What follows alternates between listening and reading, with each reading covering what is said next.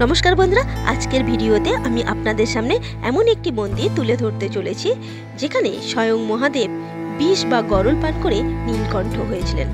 हाँ बंधुरा आजकेर भिडियोते आमी आपनादेर सामने उत्तराखंडेर ऋषिकेशेर नीलकण्ठ महादेव मंदिरटी तुले धरब। आमी एखन दाड़िये रयेछि त्रिवेणी घाटे।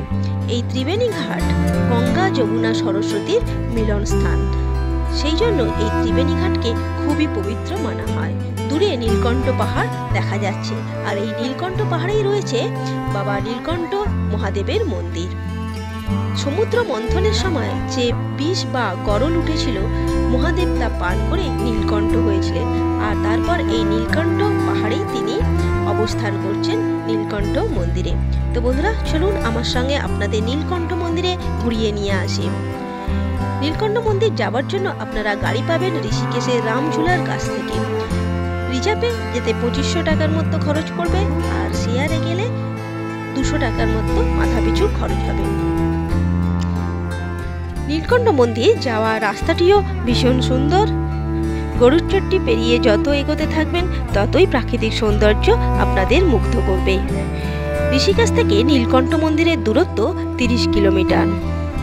স্থানীয় মানুষরা শ্রাবণ মাসে ঋষিকেশ থেকে জল নিয়ে পায়ে হেঁটেই নীলকণ্ঠ মন্দিরে পৌঁছান।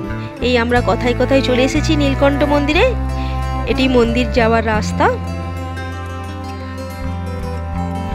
মন্দিরের ভেতরে ছবি তোলা বা ভিডিও করা পুরোপুরি নিষিদ্ধ, তাই বাবা নীলকণ্ঠের দর্শন আপনাদের করাতে পারলাম না।